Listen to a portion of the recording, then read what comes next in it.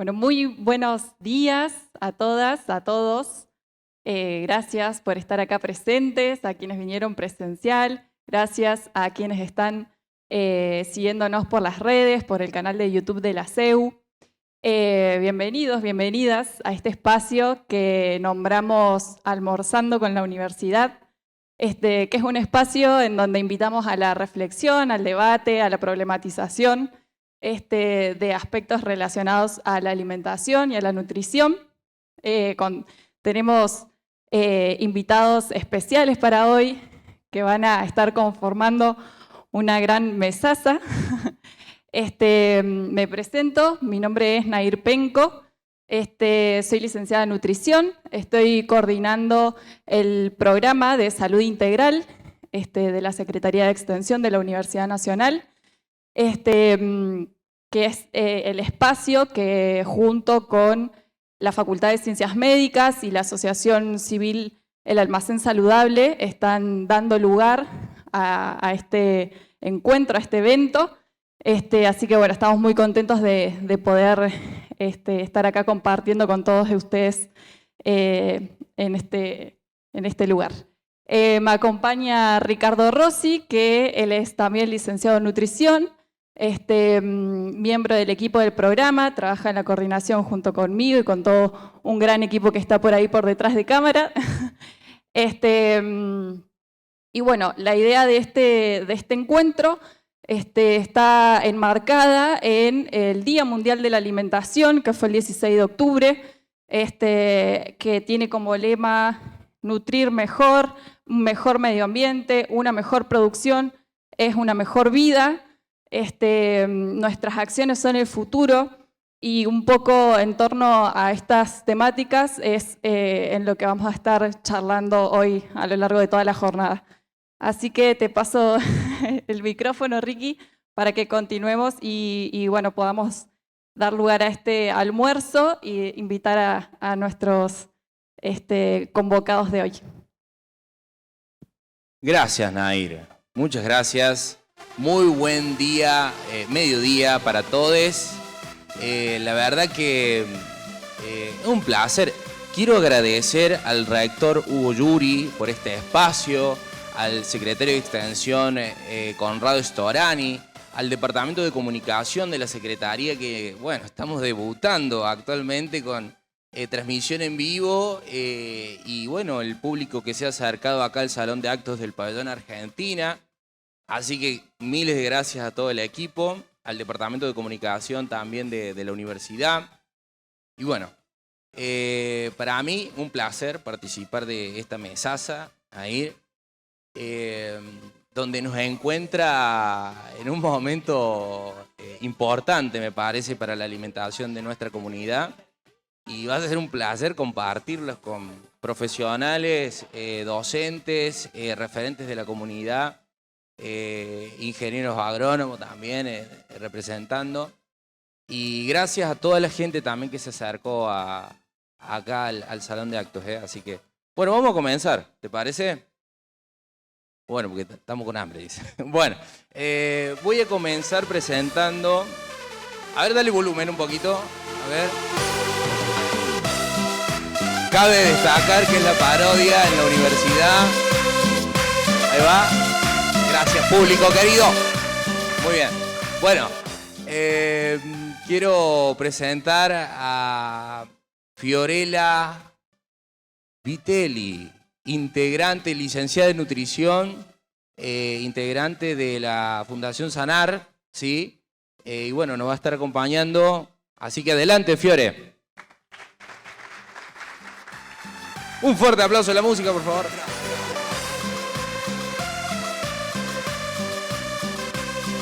Bueno, Fiore, mil gracias por venir. Viniste con tu hijo, Río. ¿Cómo fue tu llegada a Córdoba? ¿Conocías la universidad? La verdad estoy muy sorprendida con este campus y este espacio espectacular que tienen. O sea, no me lo imaginaba, no conocía. Vine con mi bebé, vine acompañada. La verdad es que hay un equipo muy hermoso atrás que no se ve, que está cuidando al bebé en este momento. Así que muchas gracias, ahí lo estoy viendo todo el tiempo.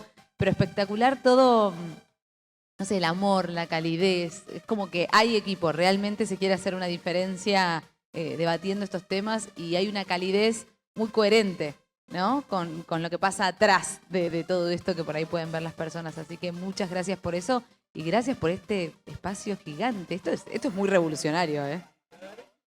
La verdad que sí, Fiore. Y que vengas, para nosotros es una alegría inmensa. No sabes, en la semana lo que se comentaban los estudiantes. No, la Fiore, qué bueno que venga. Y tenerte acá y que se haga realidad en la nueva normalidad es un placer. Así que... Muchas gracias. Ahora voy a cambiar mis redes, todo me voy a poner la Fiore. A partir de ahora no soy más Fiovitelli, soy la Fiore de la People. Bueno, muchas gracias, de verdad. Para mí es gigante estar acá, no lo puedo creer. Gracias. Gracias, un fuerte aplauso. Te invitamos, Fiore, a ubicarte allí en la mesaza de la Universidad Nacional de Córdoba.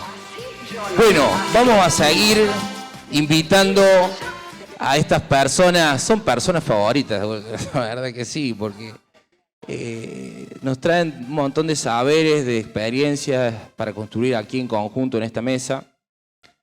Y bueno, vamos a pasar con Marcos Filardi, abogado, especialista en derechos humanos y también forma parte del equipo de la Caliza, ¿sí? De la Cátedra Libre de Soberanía Alimentaria de la UBA. Un placer. Bueno, Marcos, ¿cómo estás? Contame más. Bueno, feliz de estar acá nuevamente, ¿no? Y digo nuevamente porque en esta casa de estudios tuvimos en el 2018 nuestra reunión, nuestra asamblea de la Red de Cátedras Libres de Soberanía Alimentaria y Colectivos Afines, que ya tiene 67 espacios en todo el país, que promovemos la discusión sobre el modelo agroindustrial y la defensa de la agroecología y la soberanía alimentaria, así que muy feliz de estar de vuelta acá y ya estuve en oportunidades anteriores en la Feria Agroecológica de Córdoba, que también es un faro de acercamiento de productores a comensales muy importante de todo el país. Así que muy feliz y muy agradecido por la invitación. Bueno, muchas gracias, Marco, por llegarte. Igualmente con Fiore nos pasó lo mismo. Viene Marcos, hubo gente, bueno, en esto de la virtualidad, que la Caliza, la cátedra, pudo brindar su curso para todo el país, para Latinoamérica. Muchísimos estudiantes de la Universidad Nacional de Córdoba participaron y nos hicieron saber su alegría cuando te anunciamos. Así que muchas gracias por venir, por hacerte el tiempo. Y bueno, vamos a compartir, estimado. Gracias.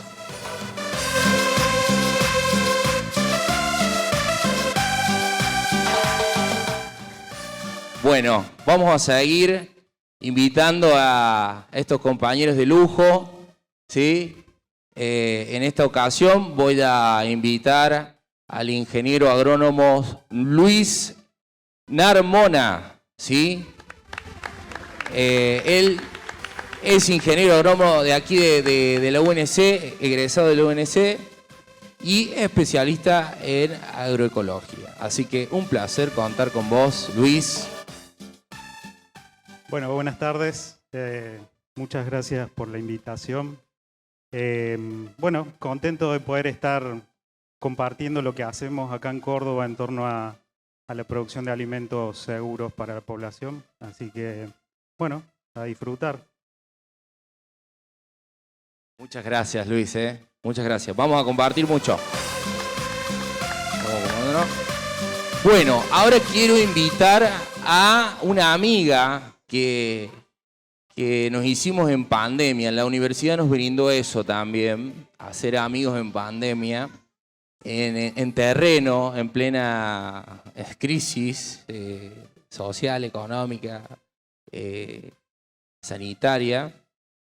Hablo de Marisa Almirón, que es referente del comedor Evita de Barrio Hipólito Yrigoyen. Así que un fuerte aplauso para ella, amiga, compañera que le mete todos los días. Gracias por venir. Gracias. Gracias te doy yo a vos por reconocer el trabajo, el esfuerzo que hacemos nosotros para ayudar a los más necesitados. Y gracias por estar acá. orgullo de compartir con ustedes. Les agradezco de corazón. Y bueno, seguiremos en la lucha y más con este equipo hermoso que forma Ricky. Te agradezco de corazón por reconocernos siempre la labor que tenemos nosotros. Gracias. Bueno, si quiere... Qué emocionante esto. Me ha movido todo esta mujer. Hemos compartido mucho en momentos muy duros y difíciles. Hemos compartido mucho. Así que un placer tenerte aquí desde Hipólito Yrigoyen. Impresionante. Bueno, y ahora estuve preparándome toda la semana para darle la bienvenida a un amigo de la Universidad de Buenos Aires, ¿sí? Un estimado que venimos construyendo soberanía alimentaria, derecho a la alimentación, desde hace más de 10 años con los congresos estudiantiles, cuando éramos jóvenes en aquel entonces. Pero bueno, por favor, le doy la bienvenida. Tenés que entrar lento, Pablo, porque voy a tocar el piano. Pablo Rubino, licenciado en nutrición. Para. Mirá lo que preparé. O sea, permiso.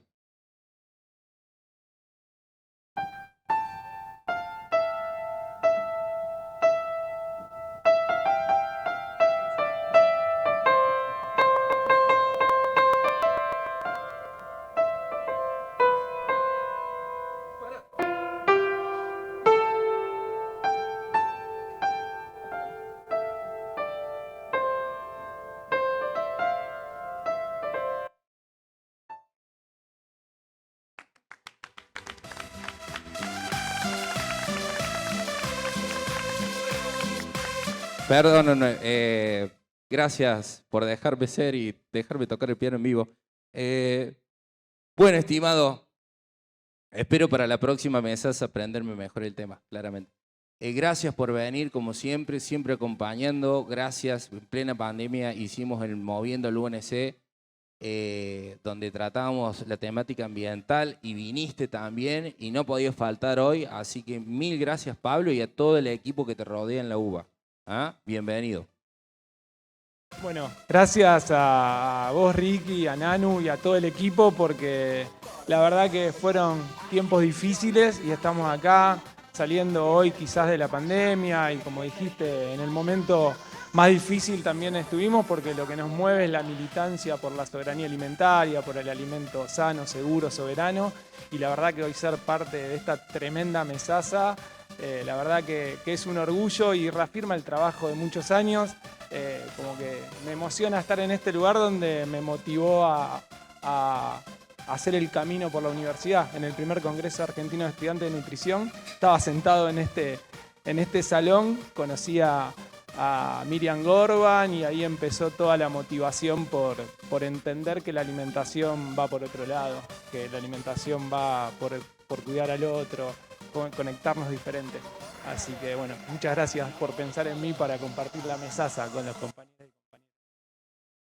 Bueno, un fuerte aplauso para Pablito. Decirles a todos aquellos que están prendidos en la transmisión virtual que van a participar del encuentro activamente, necesitamos que todas las dudas que tengan o preguntas que quieran hacer a la mesaza, la puedan hacer en el canal de YouTube. Va a haber un equipo que va a ir recolectando esas preguntitas, ¿sí? Y también para el público aquí presente que se llegó, también con la misma consigna, para que podamos debatir sus intereses también. Así que bueno, Nanu, ¿qué te parece? Iniciamos con esto. Vuelvo a agradecer a todas las autoridades de la universidad por permitirnos hacer esto, ¿sí? Que es reflexionar, debatir y construir saberes en conjunto, ¿sí? Así que bueno, vamos a acercarnos a la mesa. A ver.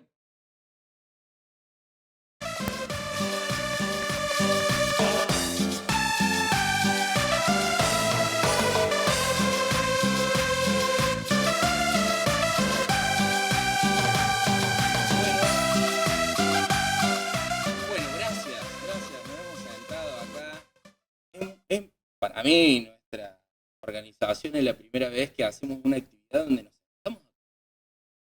Y tuvo una cuestión simbólica, ¿no? ¿Cómo lo viven? Esta invitación. Para mí está buenísimo, coherente, cuesta de darse a comer, saber que el comer puede llevar adelante de esta forma también, ¿no? Como es muy representativo, uno por ahí habla desde la teoría del comer, ¿no? Como se tiene que comer esto, lo ideal sería que comamos esto, que se produzca de esta forma, que el plato en la mesa esté acompañando este momento, de la forma en la que creemos que se puede producir y que se puede alimentar a la población, es muy poderoso. O sea, existe un menú, existe la posibilidad de que el plato esté en la mesa, producido de la manera que queremos y representando como, evidenciando que eso se puede, que es rico y que es liviano y que se puede llevar de una forma muy sencilla también, ¿no? Sí, poder quizás abordar, digamos, todo lo que tiene que ver con el Día Mundial de la Alimentación y también el mes de la agroecología desde esta representación, desde este formato de darle como esta mirada, esta revalorización, digamos, a la dimensión social, cultural que lleva el alimento, me parece que es una buena oportunidad, digamos, para compartirla. Sí, yo la verdad muy contento y nada, me siento medio raro así, vamos a comer acá, también con la parodia de Alomirta, ¿no? Pero este es distinto, me parece, ¿no? Bueno, ya te lo dijo más o menos, vamos a comer un plato saludable, con origen de los alimentos, vamos a hablar un poco de eso también. Y para eso, bueno, ya estamos acá, creo que ya es hora también, tenemos hambre, ¿no? ¿Un poco? ¿Tenemos hambre o no? Desde ayer a la noche. Mari, ¿cómo estás? Más o menos. No, soltate, Mari, soltate. Se no tiene que pasa nada. soltar, está nerviosa, me dijo Mari, pero que acá estamos acompañando. Aclaremos Exactamente. que tenemos una limonada casera, Sí, totalmente. porque ya veo que alguien ve un jugo en la mesa y dice, Ah, este juguito. ¿qué pasó con el juguito, no? El sobrecito. De hecho, tiene las mentas de la huertita que contamos ayer en el laboratorio de alimentos. Así que ¿Puedo decir sobra algo? No solo eso, sino el centro de mesa que también... Acaba de ser... Lo Fruto de la contribuye huerta. ahí Ahí está.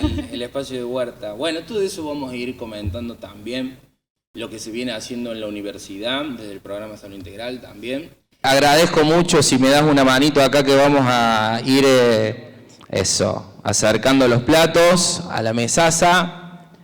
Eso. Bueno, este plato, la intencionalidad era, el nombre de este plato, nos va a traer a la consigna de cómo nos vinculamos nosotros con el alimento, ¿sí? Es interesante eso porque cada uno de ustedes, en el rol que les toca hoy en su vida, se vinculan, ¿no? Y estaría bueno que lo compartan, ¿sí? Un poco eso es la intención. la propuesta es pensar, ¿somos lo que comemos? ¿Comemos lo que somos? ¿Qué es lo que está ahí, digamos, atravesando esta vinculación que estamos teniendo con la alimentación? Entonces, bueno, no sé, Fío, si nos querés contar. Bueno, a mí me toca una etapa muy especial, ¿no? Porque estoy empezando la alimentación complementaria con el bebé. Río, mi hijo, tiene 6 meses y estamos como pensando mucho en casa qué importante es por lo que se va a ver tentado él. O sea, qué estamos comiendo nosotros para que él se sienta tentado y tenga ganas, porque empieza un poco, nos empezamos a dar cuenta que el bebé tiene deseo de incorporar otra cosa más que leche, cuando también lo sigue con la mirada y empieza como a tener esa curiosidad. Y no, o sea, solo se va a ver tentado o llamado la atención por lo que le mostramos, lo que le pongamos cerca, ¿no? Y algo muy, muy interesante, que a mí me resulta súper interesante, que es esta forma de empezar a comer a través, o sea, de tener una forma autorregulada, ¿no? Un bebé toma la teta, por ejemplo, digo por ejemplo porque no es en todos los casos, pero ya sea mamadera o teta, elige dejar de comer, frenar el momento cuando se siente satisfecho, suelta, digamos, la teta, mueve la cabeza o saca la mamadera, digamos, de alguna forma se expresa, pero frena la comida. Cuando tenemos una papilla, y que nosotros la armamos de una forma que, nada, nunca sabemos la cantidad que el bebé va a necesitar, empezamos a darle de comer. Pero hay una parte que se pierde de la exploración, de la sensorialidad, que hablábamos estos días acá en el encuentro nuestro, que tiene que ver con la mano, ¿no? Con empezar a agarrar el alimento con la mano. Entonces, esta forma de comer empieza o sea, se vuelve a traer, a presentar a los bebés para que sea como esta forma autorregulada que no solamente entrena la manipulación, o sea, el estímulo mano-boca, mano-ojo, donde el bebé sabe dónde tiene que ponerse, igual ahora está en una etapa súper oral, pero agarra con la mano su propio alimento y se lo mete en la boca, explora, juega. Durante estos 6 meses, porque hasta el año, digamos, es la teta, en este caso la lactancia, lo que va a ser su alimentación completa, pero después va a ir jugando, digamos, con los alimentos y va a ir explorando por colores, por texturas, por olores, por sabores, por temperaturas. Y es muy loco como él elige cuándo frenar. Cuando se termina y cuando dice hasta acá estoy satisfecho. Y eso genera un vínculo emocional para el resto de su adultez que hace que él entienda cuándo, o sea, nunca desconecta con la sensación de saciedad. Que en Oriente por ahí eso está mucho más claro, pero en Occidente no tanto. Uno elija, hay un estudio que me lo contaron en la universidad, que hablaba mucho de que, o sea, las personas solemos dejar de comer cuando vemos el plato vacío, en general, pero no tanto por decisión de decir, bueno, me siento hasta acá, estoy satisfecha, estoy satisfecho, ¿no? Entonces, volver a encontrarnos con eso para que no quede en manos externas el momento de frenar de comer o empezar a comer, ¿no? Si no, después queda muy relacionado con la dieta de moda, hablando de, por supuesto, estamos hablando de siempre una minoría, lamentablemente, ¿no? Pero quien tiene acceso a los alimentos pueda, digamos, no dejarlo en manos externas, sino decir, bueno, puedo tener este vínculo sano con la comida, de exploración y las papilas gustativas. Si un poco más de protagonismo ahí. Es que si le ponemos, por ejemplo, azúcar a un bebé, que en realidad no está recomendado por la Organización Mundial de la Salud hasta los 2 años, ¿no? De hecho está pedido como que no se consuma, si le ponemos azúcares, edulcorantes, artificiales, saborizantes, colorantes, está iniciándose en la alimentación con algo que es totalmente artificial. Entonces, empezar a entrenar las papilas gustativas, que quiero que sepan que en la adultez se puede volver a hacer, que ya lo saben, ¿no? Pero se puede volver a hacer con esto de los alimentos reales y naturales. Eso como desde una perspectiva más personal tuya, porque estás viviendo Estoy eso, viviendo ¿no? eso justo con Río ahora y fue alucinante ver cómo él agarraba las cosas y con la intriga, ¿no? Yo estaba comiendo una banana y él quería esa banana. Y bueno, a ver, probemos. Y empezó a explorar, por supuesto, un enchastre, un lío, tuve que poner todo a lavar, creo que esa ropita no sirve, ya no sé, tengo que lavarla, pero digo, cómo él se exploraba y sentía un juego y algo que le resultaba muy, muy interesante. Y por ahí si lo sentamos, lo ponemos con un arnés y le damos un yogur hasta que no sabemos hasta dónde, ¿no? Es muy, muy interesante ver cómo desde el inicio de la alimentación pasan otras cosas. Somos una especie. No somos más que una especie de seres vivos en el planeta Tierra. Entonces, conectarnos con lo natural como por cadena alimentaria también está bueno. A mí me llamó mucho la atención. Tremenda compartir todo esto que te está sucediendo para todos. Es importante. Y yo quería consultarte desde una perspectiva más personal, tal vez lo que estás viviendo, pero desde lo laboral tuyo pudimos ver que, bueno, tenés como un protagonismo importante en los medios de comunicación. ¿Cómo te toca de esa mirada, así, lo alimentario, ¿no? Bueno, es bastante desafiante por ahí esta mirada que tenemos nosotros y que estamos compartiendo acá en este espacio. Llevar esta mirada a los medios de comunicación es bastante desafiante porque la censura existe. También hoy se trasladó a las redes sociales. Antes por ahí las redes era un espacio donde uno podía hablar de lo que quería y no había tanta censura. Hoy la censura también llega por ahí a esos espacios. Entonces a veces hay que tener como un poco más de cuidado en la forma en la que hacemos llegar el mensaje sin cambiar los ideales, ¿no? Bien. Bueno, y después podemos hablar un poco de los conflictos de interés. Sí. Ya podemos hablar, pero que exista igual un espacio en la televisión abierta donde se pueda hablar de alimentación real. para mí sigue siendo un honor, digamos. Es como esos espacios que no tenemos que perder y cuidar mucho. Hay que ocuparlos. Hay que ocuparlos. Y a veces requiere mucho tiempo y mucha energía porque son invitaciones que por supuesto no son remuneradas, pero que si no estamos nosotros ahí se ocupa por otras personas esos espacios y es ahí donde por ahí las pautas publicitarias y demás digamos, ocupan esos espacios que no tenemos que descuidar. Así que para mí es un honor poder estar ahí.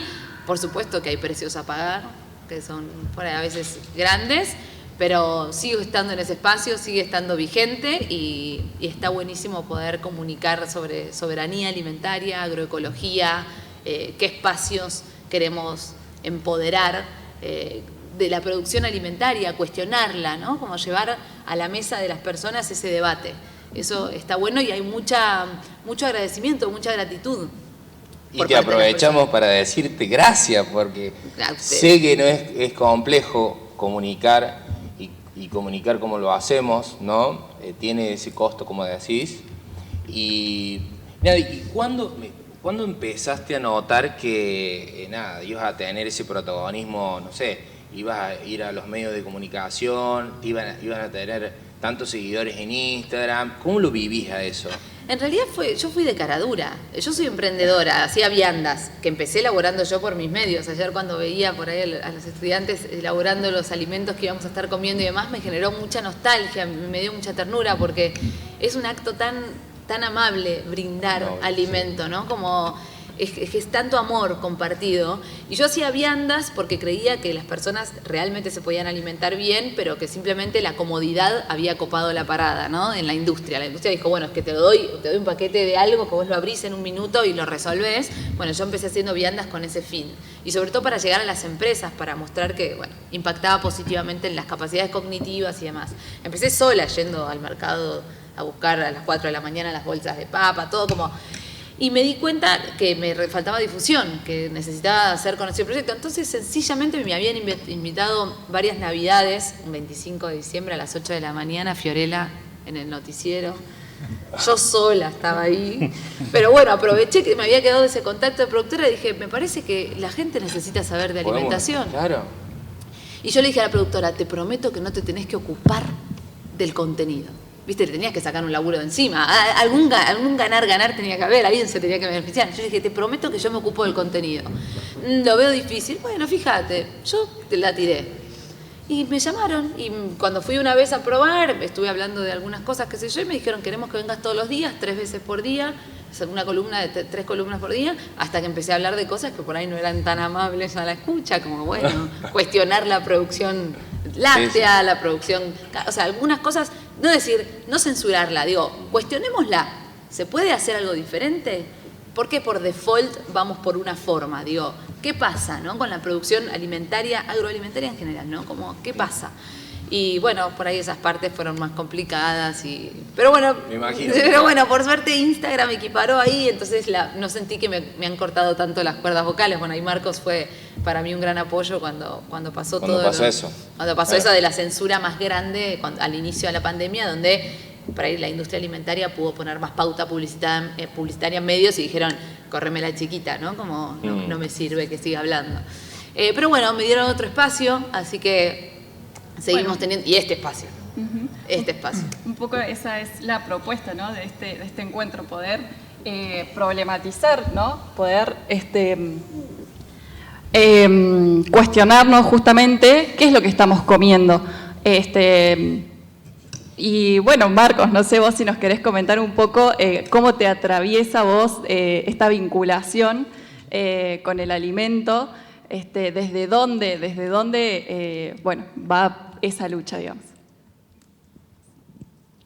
Bueno, en mi caso, mi vinculación especial con el alimento tiene que ver con un recuerdo infantil, ¿no? Cuando yo tenía 5 años, a mí me impactó profundamente, ¿no? Me conmovió profundamente la imagen de la hambruna televisada, ¿no? Recordemos, año 1985, 1 millón de personas en ese año murió en Etiopía simplemente por no tener nada para comer, ¿no? Y sucedió en un año muy paradojal, porque ese mismo año fue el año que globalmente alcanzamos la suficiencia alimentaria. Es decir, por primera vez en la historia de nuestra humanidad compartida había alimentos para todos. Y sin embargo, en ese mismo año 1 millón de personas murieron por no tener nada para comer. Y encima de ese aditamento de la hambruna televisada, ¿no? Es decir, yo estando en la ciudad de Buenos Aires, teniendo 5 años, viendo cómo en el televisor había niños que se morían por no tener nada para comer, ¿no? Y esa es una pregunta que me acompaña, ¿no? Desde entonces, que me aguijona desde entonces y que me va a acompañar, calculo, hasta el último de mis días y que me llevó a transitar estos caminos en defensa de la alimentación y más ni menos como un derecho humano. Luego, vueltas de la vida, estudié abogacía, pero con esa idea de buscar herramientas de transformación social, de transformar esa realidad que me interpelaba desde chico, y puse el ojo tempranamente en los derechos humanos en general y en el derecho humano a la alimentación adecuada en particular. Y cuando tuve ocasión, después de trabajar en temas de derechos humanos acá en nuestro país, armé una mochilita y me fui a África a tratar de responderme esa pregunta que me aguijonaba desde chico, ¿no? Entonces hice un viaje por 18 países de África en esa oportunidad para tratar de responderme cómo es posible que hoy en este mundo de suficiencia alimentaria tengamos personas que se mueran literalmente por no tener nada para comer, ¿no? Entonces cuando volví de ese viaje, propuse instalar en la Facultad de Derecho de la Universidad de Buenos Aires, donde yo había estudiado, donde yo me había formado, el debate sobre el hambre y el derecho a la alimentación desde una perspectiva de derechos humanos. Desde ahí empecé a convocar a referentes de la soberanía alimentaria en nuestro país, ¿no? La gran Miriam Gorban, ¿no? Gran maestra de todas y todos acá. Carlos Carballo, Patricia Aguirre, Gabriela Polischer, ¿no? Anita Brócoli, personas que yo veía que en Argentina venían transitando estos caminos en defensa de la alimentación sana desde distintas miradas. Y así fue entrando a rodar este seminario sobre el derecho a la alimentación, que empezó a vincularse con otros espacios que ya se habían generado y que se fueron generando, ¿no? Y eso fue un poco la semilla de lo que hoy llamamos la red de cátedras libres de soberanía alimentaria y colectivos afines, en las que ya hay 67 espacios en todo el país. Y 10 años después de ese viaje por la soberanía alimentaria, de ese viaje por África, hice un viaje ya en nuestro país, ¿no? Que me trajo justo en el 2016 acá a la ciudad de Córdoba como parte de ese viaje, pero ya para ver y documentar en nuestro país, después de estos 10 años de trabajo sostenido por la soberanía alimentaria, ver y documentar en nuestro país cuáles son las violaciones a los derechos humanos que genera este sistema agroindustrial dominante, este modelo de agronegocio transgénico que tenemos impuesto en nuestros territorios, y sobre todo ver, visibilizar, enlazar en red a todas las personas, todos los colectivos, todas las organizaciones que en los distintos territorios vienen construyendo una realidad distinta. Vienen haciendo agroecología, vienen haciendo soberanía alimentaria, vienen haciendo economía social y popular, que la hay y lo hay mucho, ¿no? Entonces, con la idea de potenciar, de enlazar en red toda esa red maravillosa que ya tiene lugar en nuestro país. Y también cuando regresé, un poco para generar una caja de resonancia de todo eso mucho que sucede en nuestro país, decidimos abrir las puertas de este espacio que está en la Ciudad de Buenos Aires, que se llama Museo del Hambre, que le llamamos así porque la apuesta simbólica y política es convertir el hambre en un objeto de museo y que nunca más lo encontremos afuera, como lo estamos encontrando hoy, a pasitos nomás del museo en la Ciudad de Buenos Aires.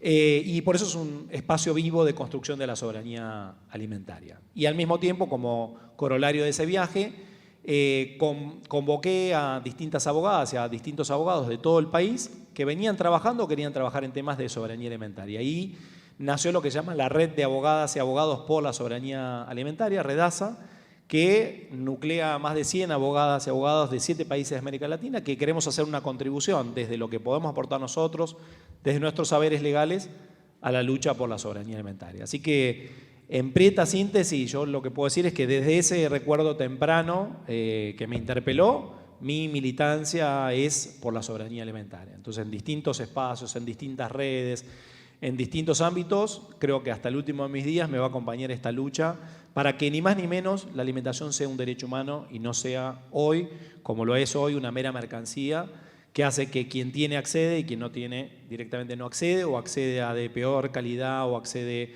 a la cantidad inadecuada, ¿no? Entonces, la misión de mi vida, creo, es la defensa de la alimentación como un derecho humano. Eso, nada más. Gracias. Gracias. Gracias. Aplauso por el compañero. Qué sacrificio, ¿no? O sea, es como darlo todo. Me encanta. Yo creo que muchos, yo me quedé pensando con la conversación que tuvimos ayer un poco, que viajaste a África, recorriste todos esos países. Contame una anécdota que te haya significado algo así, que te lo que quedó guardado y que hoy también te hace que sea esa energía para seguir adelante y seguir construyendo. ¿Alguna anécdota? No sé. Bueno, más que una anécdota, vuelvo a decir la imagen, ¿no? Porque yo lo que había visto de chico era esa hambruna televisada. Pero eso son las hambrunas que llaman a los medios de comunicación, que están difundidas por todos lados. Pero lo cierto es que hay un hambre silenciosa, ¿no? Hay un hambre crónica, hay un hambre que no hace titulares, que no aparece en los diarios, que no aparece en los medios de comunicación. Y lo más fuerte de ese viaje fue ver esa cara, ¿no? El hambre silenciosa, que sucede todos los días, ¿no? Crónica, ese de irse a acostar sin nada para comer, ¿no?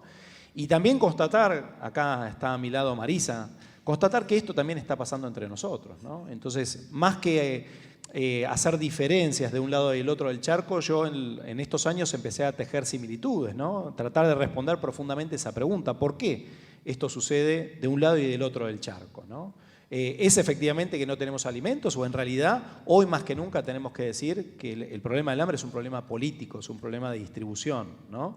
Porque lo cierto es que ya tenemos alimentos para más del doble de la humanidad compartida y tenemos 1.000 millones de personas que están pasando hambre en distintas partes del mundo, ¿no? Y en nuestro país también.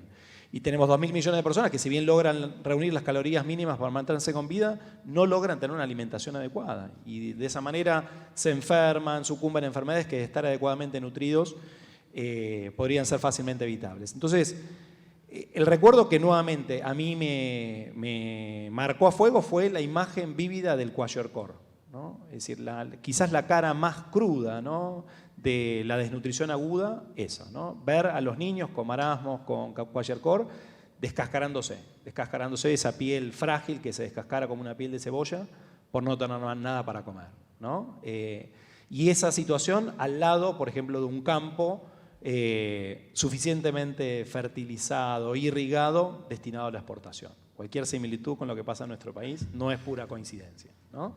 Entonces, más que esas diferencias, porque muchas veces tendremos a pensar, bueno, África, ¿no?, en el imaginario colectivo es eso, y sin embargo, en realidad hablamos de un mismo modelo que opera tanto en África como en nuestro país, que hace que, digamos, quien no tenga acceso a los medios para producir u obtener alimentos no accede, ¿no? Y en consecuencia esa realidad coexiste al lado de un campo floreciente destinado a la exportación. Y eso es lo que me terminó de atrapar para siempre en este tema y, como les decía, me va a acompañar hasta el último de mis días, ¿no?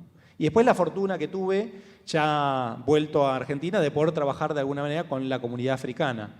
Porque al poquito tiempo de que vine acá, en paralelo al seminario sobre el derecho a la alimentación, me designaron tutor de los niños refugiados, que venían como polizones en barcos de distintos países de África del Oeste, y la posibilidad desde acá, si no puedo remediar algunas de las realidades de allá, la posibilidad de hacer una contribución desde acá a que por lo menos la realidad de esas chicas que llegaron a nuestro país como polizones en barcos sea un poquito más digna, un poquito mejor que la que vivían en sus países, ¿no? Eso.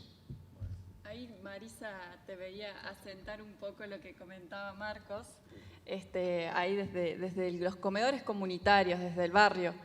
¿Nos querés compartir un poquito cómo se vive todo esto relacionado a la alimentación? Y bueno, nosotros sabemos, ahí sí en los barrios vemos el hambre, las necesidades que pasa, la pobreza. Con esta pandemia fue fatal.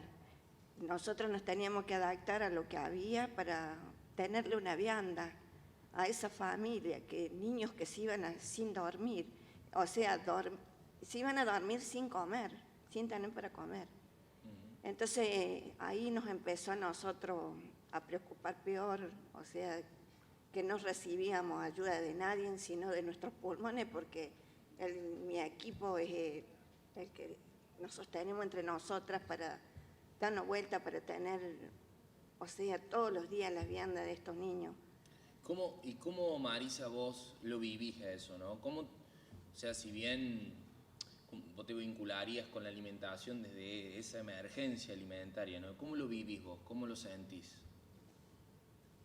Y bueno, yo lo siento, o sea, me siento mal en un sentido de que por ahí no tenemos, ¿no es cierto?, los recursos, porque vemos que hay necesidad.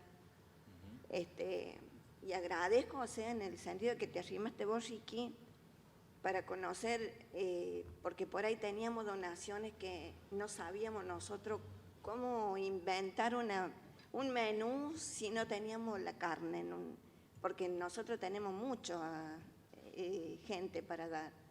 Y el problema nuestro es la carne. ¿Cuántas personas asisten diariamente? 150 personas. O sea, exactamente.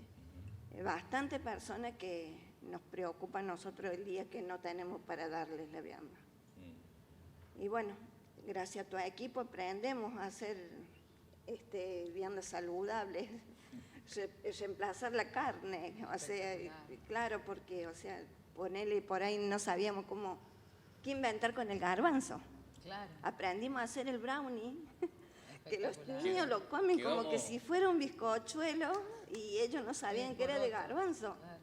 Pero nosotros estábamos felices, aprendimos a hacer la salsa de garbanzo, que sabemos que esa porción reemplaza la carne, los nutrientes de la carne. Eso es muy importante. ¿Cuántas personas creen, cuántos comedores, cuántos espacios creen que si no hay carne no es suficiente, ¿no? Qué importante conocer la versatilidad de la legumbre. Y sí, conocer la lenteja. Aprendimos a hacer las hamburguesas de lenteja. Los niños te lo comen como que si fuera una hamburguesa. Claro. O sea, vos diste la hamburguesa, los niños se desesperan. Pero es dañina a la vez. Pero, o sea, de lenteja le va todos los nutrientes que realmente necesitan los niños. ¿Y qué te moviliza a vos? ¿Qué te hace levantarte todos los días, organizar a la gente?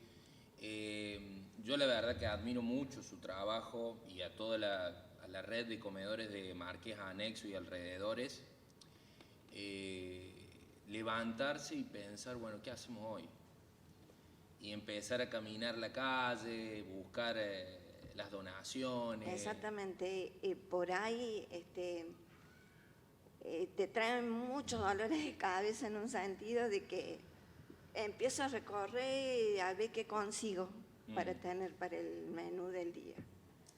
Y no paro en mi casa, desatiendo un poco mi familia, porque... Tu familia son las 150, más se hace agrandó la familia, ¿no? Sí, o sea, mi marido me dice, es tu segunda casa. Oh. Para mí es una obligación. O sea, para mí es como, empiezo a desesperarme cuando no hay. Y empiezo a buscar y bueno, porque algo tengo que tener para ellos.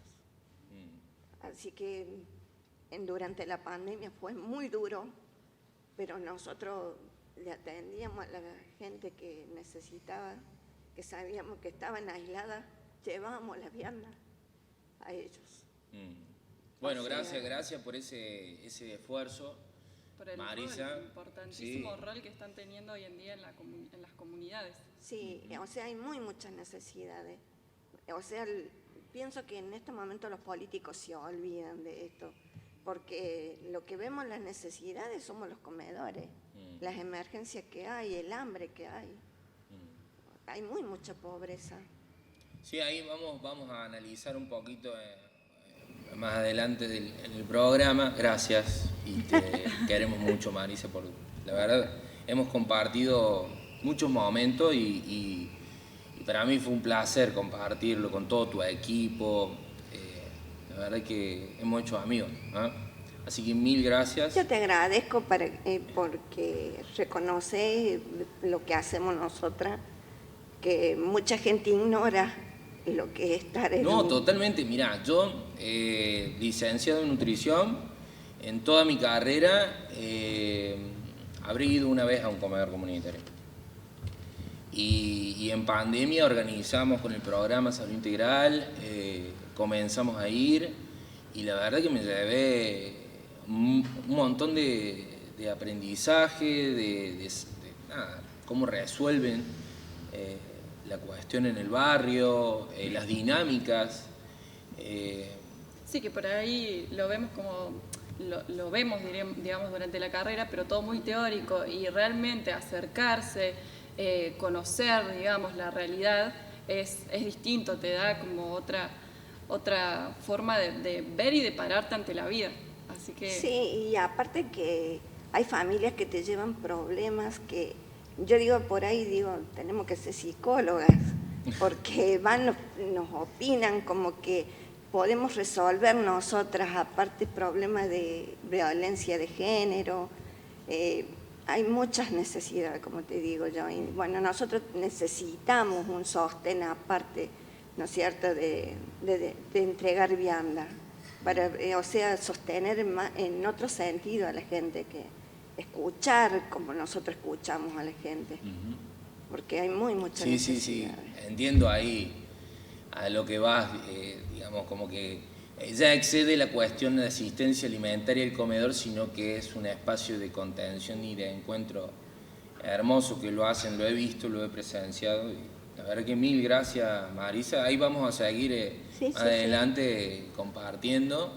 Y bueno, vamos a pasar acá al invitado que nos comente. Luis, querido, ¿cómo te encuentras en este mundo a vos, vinculándote con lo alimentario? Bueno, lo mío tiene que ver también con la infancia. Mis abuelos eran productores de la agricultura familiar. A mí me apasionaba ir las vacaciones a la casa de mi abuela y ahí vivía, ¿no?, una rutina que era totalmente conectada con el abastecimiento de alimentos. Había una vaca que se ordeñaba temprano. Mi abuelo hacía huerta y tenía un cultivo comercial que son los olivos. Y había gallinas y veía a mi abuela, a mis dos abuelos en una rutina de vida muy tranquila, pero vinculada con el abastecimiento de alimentos. Entonces eso me quedó como impregnado, ¿no? Queda en tu alma para siempre esas vivencias. Y yo tenía afinidad así con la producción agropecuaria, y cuando decido estudiar agronomía, empiezo a transitar la carrera y empiezo a descubrir que, por un lado, me estaban formando para ser funcional al modelo que estaba comentando Marcos, y por el otro lado había algunos espacios de formación, como algunas cátedras de ecología, cátedras de extensión rural. A comienzo de la carrera hay una que se llama Análisis de Sistemas Agropecuarios, que te hacen vincularte con cómo está armado el sistema alimentario y tener una mirada más crítica. Y ahí empecé a descubrir que eso que yo había aprendido de mis abuelos lo podía anclar en mi desarrollo profesional, y cuando empecé a hacer trabajos de campo y a vincularme con productores de la agricultura familiar, con los sectores urbanos empobrecidos que no accedían a alimentos, que estaban con hambre, viviendo en condiciones muy feas, dije, bueno, yo ahí tengo que enlazar lo que traigo de mis orígenes, lo que me dieron estas cátedras, y ponerme a laburar para que haya más alimentos seguros, soberanos, sanos, y para todos, ¿no?, y todas, porque y ahí descubrí la agroecología. Empecé a trabajar en huertas urbanas acá en la ciudad de Córdoba, cuando era la antigua Villa Angelelli en la zona sur, con un convenio que existía entre el INTA Pro Huerta y Cáritas de Córdoba. Ahí me empecé a formar en agroecología antes de recibirme, mucho antes de recibirme, y fui como aprendiendo ahí en la calle y en la educación no formal, y tratando de usar los contenidos que me daban en la facu para sostener teóricamente el trabajo. Estoy hablando del año 90 y pico, 92, 93, cuando de agroecología se hablaba muy poco acá en la Argentina, y había que construir toda una intervención en terreno, había que posicionarse para proponer hacer huertas orgánicas, huertas agroecológicas. En ese momento se hablaba más de lo orgánico. Y después me fui a trabajar con campesinos en Catamarca, 15 años, y ahí volví a tomar contacto con todo el mundo que había sido el de mi infancia. Y después me vine a Córdoba, y ahí apareció de nuevo Ya la agroecología como un paradigma emergente, pulsando ahí por expresarse. Y bueno, ahí... Yo destaco ahí, sí. a un paréntesis, Luis, que a vos te movilizó esto de cuando era estudiante, ir a una huerta en una comunidad, en un barrio. Y lo destaco porque, bueno, acá en el salón hay muchísimos estudiantes de diferentes carreras y, bueno, seguramente están siguiéndonos por el streaming también. Lo importante que es comprometerse también con hacer por fuera de lo académico, ¿no? O sea, comprometerme con lo que hago, con lo que quiero ser, con lo que estudio, contribuir a esa persona. Creo que fue clarito lo que vos explicaste ahí y que, bueno, los chicos tienen la oportunidad de hacerlo también, ¿no? Bueno, aquí en la universidad tenemos el programa Compromiso Social Estudiantil, que se generó hace poquito, en los 100 años de la Reforma, y que tiene que ver un poco con eso, ¿no? Y ahí salió lo que es la huerta agroecológica acá en el programa, muchísimos estudiantes. Así que, bueno, mil gracias por compartirnos. Obviamente que vamos a seguir ahí debatiendo sobre la agroecología. Y bueno, voy a pasar, Pablito, ya en breve. Dijiste algo muy interesante, que todos tengamos acceso a... Alimentos seguros, soberanos, para todos. Bien, así se llama el plato el plato principal, ¿sí? Vamos, Fio. Sí. Permíteme esto, muchas gracias. Bueno, voy a presentar aquí con Micaela.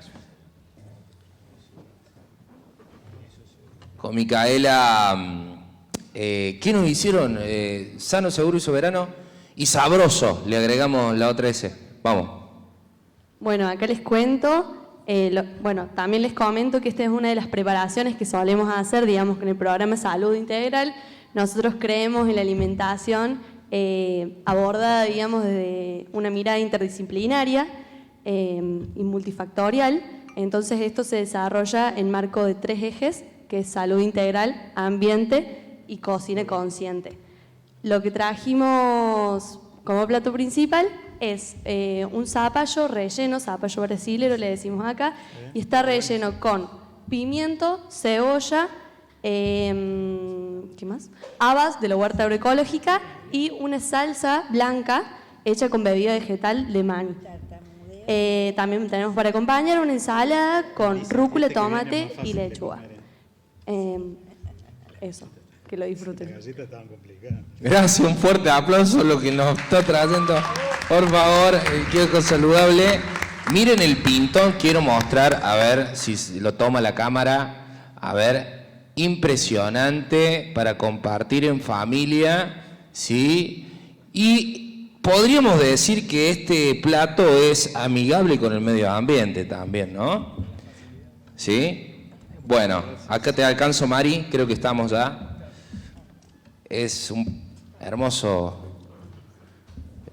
plato este, ¿no? Bueno, y decíamos, para seguir un poco con esto del nombre del plato, seguro, ¿cómo? Sano, seguro, soberano, sabroso. Bueno, está bueno poder plantearnos por qué hoy en día tenemos que estar hablando de un alimento que sea sano, seguro, soberano, sabroso. ¿Qué es lo que está pasando que nos hace replantear un poco todo esto que venimos a problematizar hoy? No sé... Está muy bueno esto, quiero decirlo. Y la anterior también, la entrada estaba buenísima. Sí, no te da problema que terminamos la transmisión y compartimos claramente, pero la pregunta es, ¿tenemos acceso a un plato hoy en casa en donde lo podamos compartir seguro, sano y soberano y sabroso? Esa es la pregunta en la mesa, lo queremos en el marco del Día de la Alimentación. Es la pregunta, ¿tenemos ese acceso o no? ¿Qué opinas, Pablito? Bueno, primero plantearnos por qué nos sorprendemos al ver este plato, ¿no? Y eso creo que empieza a marcar esta necesidad de algo básico como saber qué es lo que comemos. Creo que estamos en un momento de la historia, de la cultura alimentaria, donde no sabemos realmente qué es lo que comemos, qué es lo que elegimos, qué es lo que tenemos o creemos que tenemos la posibilidad de elegir. Estamos atravesados por una industria que nos bombardea de marketing, de productos, de OCNIs, ¿no? Estos objetos comestibles no identificados, que siempre hablamos en la cátedra de soberanía, y la angustia que eso genera, ¿no? Entonces es cuando nos sorprendemos de ver un plato que entra por los ojos, por los sabores, por los aromas, digo, esto de poder compartir entre todos también, cuando cada uno hablaba de su vinculación, me llevaba y me llevó un momento hermoso y que hacía mucho que no recordaba, que es estar con los abuelos, en familia, con mi viejo, que no lo tengo hace un montón de años, y cómo se perdió la comensalidad en familia, el poder compartir, el compartir sin un celular, mirarnos a los ojos. Digo, en esta mesa se están dando un montón de conexiones que hace mucho que no las vivía y capaz que a través de recrear la mesaza, bueno, me movilizó bastante. Y creo que también contando un poquito por qué estoy acá sentado es porque tuve una crisis que tienen muchos de los universitarios, de la universitaria, es por qué y para qué nos vamos a recibir, ¿no? Entonces, siendo hoy graduado de nutrición y con el paso por la universidad pública, tenía la necesidad de dejarle algo a la comunidad, ¿no? Esto de no podemos no ver lo que está pasando, no entender que la gente no tiene para comer y los que tienen para comer, cómo se alimentan. Digo, eso es lo que tenemos que empezar a preguntarnos y qué rol cumplen los universitarios y la universidad. Eso es lo que me motivó a mí a ser parte de la Cátedra Libre de Soberanía Alimentaria, a dejar tiempo, ¿no?, de la vida de uno para viajar a un congreso, para viajar a eventos. La universidad tiene un rol fundamental. Tiene que acompañar a la comunidad y tiene que haber un ida y vuelta, ¿no? Esto que estamos planteando de estar al lado de los vecinos, aprender, no creer que tenemos el saber, porque no lo tenemos, se construye todos los días.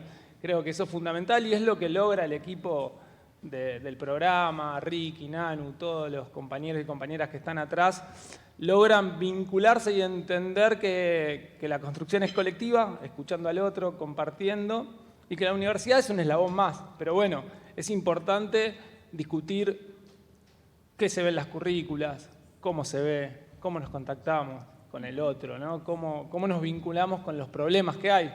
No mirar para otro lado. Creo que han logrado eso y estar acá es emblemático. Eso es un logro y hay que felicitar que se dé esa mesaza en la universidad pública, en la Universidad de Córdoba, en la Universidad de la Reforma, no es menor.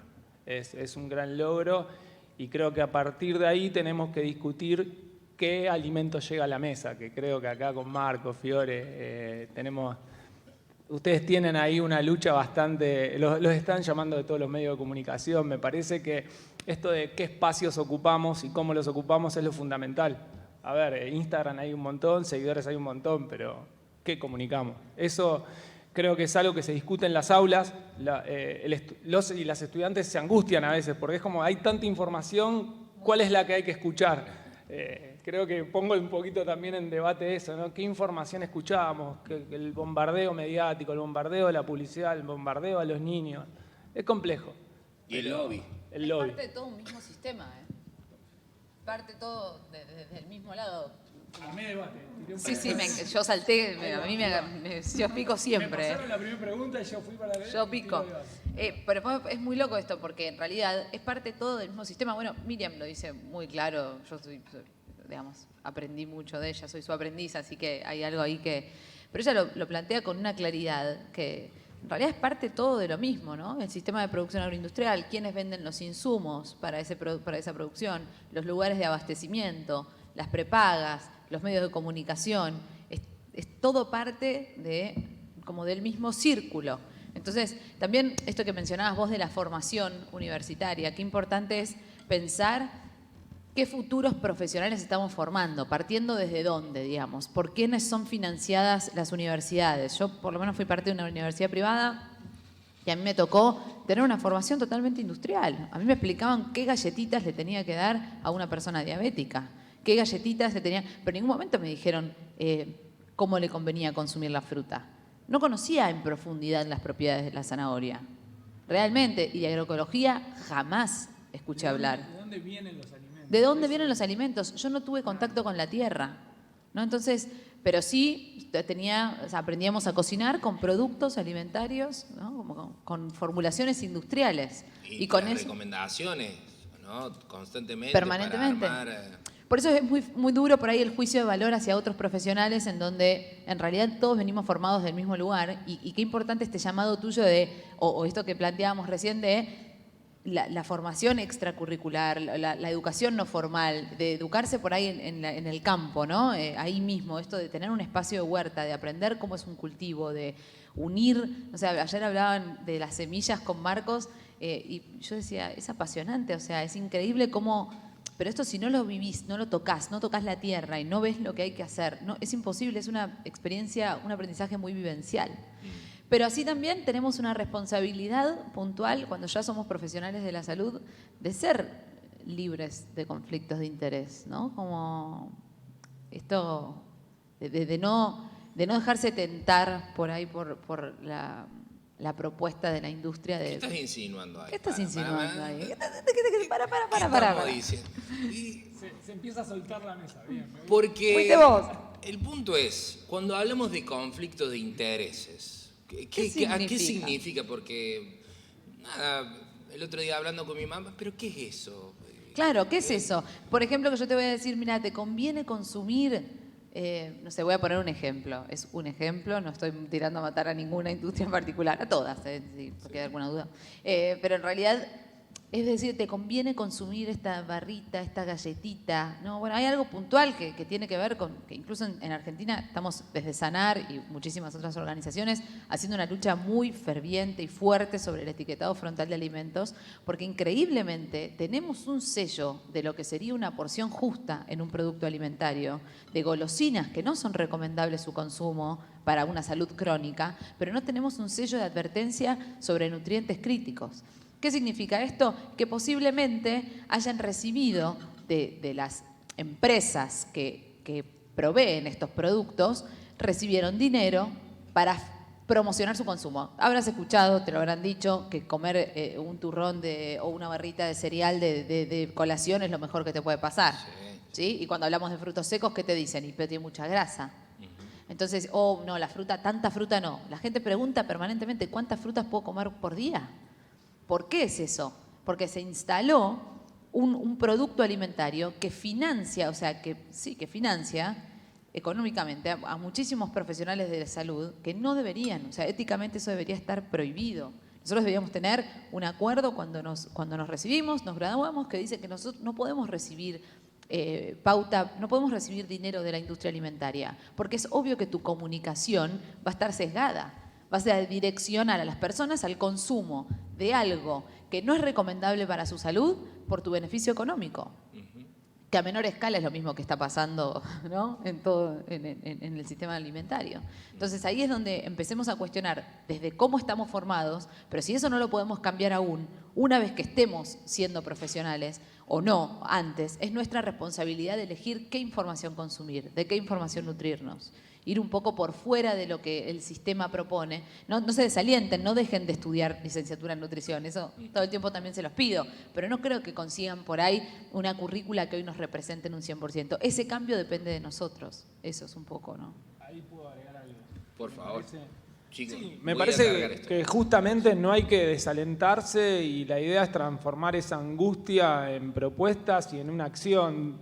Nosotros tenemos la experiencia en la Universidad de Buenos Aires, está la experiencia acá en la Universidad de Córdoba, donde está el espacio del almacén, donde está el programa de salud integral. Nosotros creamos un bar saludable, un espacio dentro de la universidad pública donde no se venden gaseosas azucaradas, bebidas azucaradas.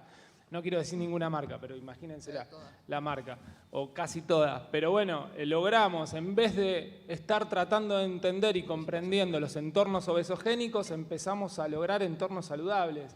Empezar a transformar la angustia en acción creo que tiene que ser un mensaje de esta mesa y que la universidad pública tiene un rol fundamental, tiene un rol de transformar, tiene un rol de buscar la forma de contribuir a la comunidad y tenemos que lograr espacios para contagiar a la mayor cantidad de compañeros y compañeras para que entiendan que la política universitaria no es mala palabra, digo, esto es algo que siempre hablamos y nos gusta discutir, porque creo que a través de la universidad se transforma. Hoy en la Universidad de Buenos Aires tenemos una huerta en un estacionamiento. O sea, logramos una huerta agroecológica en un estacionamiento enfrente del Hospital de Clínicas, en la Facultad de Medicina, de la cual tengo la suerte de ser subsecretario académico. Entonces, se puede lograr redes para mejorar, para tratar de cambiar las currículas, pero es esta cuestión de no ponerse mal y buscar la acción, buscar la forma de que nuestro discurso y nuestras acciones empiecen a ser escuchadas, y creo que es lo que se logró en la UBA, al menos con la cátedra de soberanía alimentaria, que ya lo veo a Marcos con ganas de hablar, porque yo quiero ahí... Yo creo que es importante. Y de todo esto, la alimentación es un derecho, estimado, ¿no? Porque estamos hablando de un montón de contenido que hacen a la alimentación y es un derecho. Hablábamos de los sellitos que tienen los productos hoy que tiene acceso la gente. ¿Y qué pasa con el derecho a la alimentación, Marco? Porque realmente se garantiza. ¿Cómo hace el Estado para garantizarlo? Bueno, lo primero es reconocer que existe un derecho humano a la alimentación adecuada. Y esto que parece fácil, hay todo un camino por recorrer todavía, colectivamente. Cuando nosotros tenemos ocasión de propiciar este mismo diálogo, ¿no?, con distintas personas a lo largo y ancho del país, siempre hacemos la pregunta, ¿no? En este almuerzo, ¿nos detenemos a pensar que estamos ejerciendo un derecho humano? ¿No? Yo siempre pongo el ejemplo, si antes de venir acá la policía me aprehendió ilegalmente, me torturó salvajemente, probablemente estaríamos de acuerdo en señalar que fui víctima de una violación de mis derechos humanos. Pero nos pasa lo mismo cuando vemos a un niño que tiene hipertensión por la mala alimentación a la que tiene acceso, o cuando tenemos un niño que está padeciendo una desnutrición crónica por no tener acceso a una alimentación adecuada. ¿Vemos ahí una violación de los derechos humanos? Y en general vamos a coincidir que nos falta un camino por recorrer en ese sentido.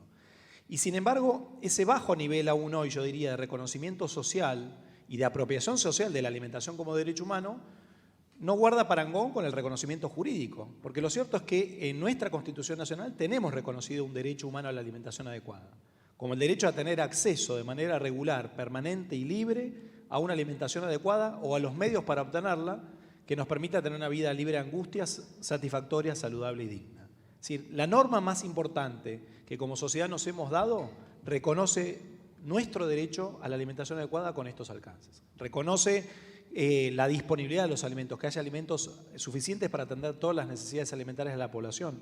Accesibilidad física, que puedan trasladarse de donde son producidos hasta donde están las personas que necesitan consumirlos. Accesibilidad económica, que podamos acceder a los alimentos mismos o a los medios necesarios para obtener esos alimentos. Tierra, agua, semillas, saberes, ¿no?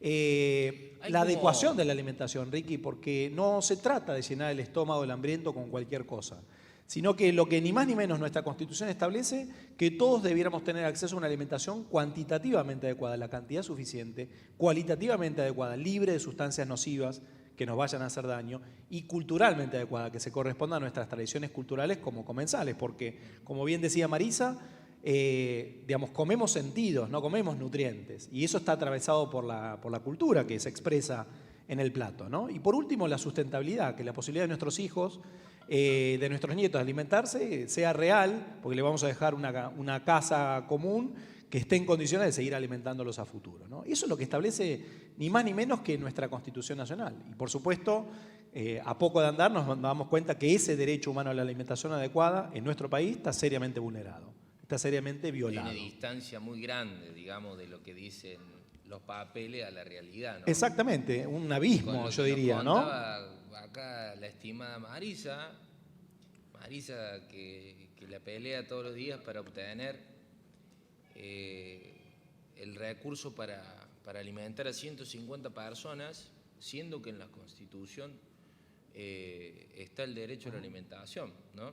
Dijiste algo interesante que después lo queremos rescatar, que seguramente lo podrá desarrollar un poco más Luis, esto de la sustentabilidad, ¿no? Que hace referencia... Sí, por favor. ¿Es viable? ¿Nos queda mundo, Luis, con lo que estamos haciendo para obtener los alimentos hoy en día? ¿Es viable?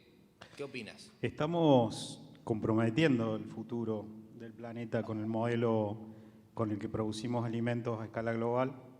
Eso se dice ya por todos lados, en todos los medios. Y entonces estamos como obligados a pensar que la construcción de otra forma de producir los alimentos es urgente. No hay retorno, digamos. Hemos trascendido los límites planetarios en cuanto a contaminación, en cuanto a uso de sustancias químicas para producir. Entonces, por suerte y para no ser, como decía acá el compañero, negativos y tenemos que dar un mensaje esperanzador. Hay emergentes procesos de producción de alimentos de manera sustentable, de alimentos que sean seguros, soberanos, que cuiden el planeta, que cuiden la casa común, que nos cuiden a nosotros en nuestros vínculos, ¿no? Y ese paradigma emergente es la agroecología, emergente y cada vez más fuerte en todas sus dimensiones, como ciencia, como práctica, que es el saber de los agricultores y los productores, y como movimiento, ¿no? Como movimiento social que puja y que empuja la instalación de esta nueva forma de producir. Y ahí yo quería hacer una breve acotación al tema del rol de las universidades y el necesario apoyo a la investigación para la agroecología. La investigación es muy necesaria para la agroecología, para poder desarrollar producción sustentable. Los productores, así como todos los habitantes, necesitan acceder a alimentos. Los productores necesitan respuestas a algunos problemas tecnológicos y la universidad, así como todo el sistema de ciencia y técnica, tiene la obligación de participar de los procesos de investigación para la agroecología, asignar recursos. Y la investigación en agroecología no es una investigación convencional, ¿no? Es una investigación que es netamente práctica y participativa y que incluye a la práctica a los agricultores y que exige el diálogo de saberes entre el saber científico y el saber práctico, ¿no? Y esto lo están exigiendo los movimientos en todo el mundo. Así que me parece que es muy importante destacar esto, hay que seguir peleando porque haya cada vez más proyectos de investigación participativa en la universidad para la agroecología. Yo quiero hacerte una pregunta, Luis. ¿Cómo hacemos, cuál es la estrategia de comunicación, de influenciar a los productores de nuestro país, de Latinoamérica, para que se trasladen al modelo agroecológico, ¿no? ¿Qué beneficios podrían tener? ¿Por qué tienen que hacerlo? La gente, porque bueno, el argumento es que bueno, no es rentable. Bueno, por suerte, el mismo movimiento agroecológico viene demostrando que sí se puede. Me parece que la vía es promover cada vez más intercambios de experiencias y socialización de los resultados que existen a nivel de producción agroecológica.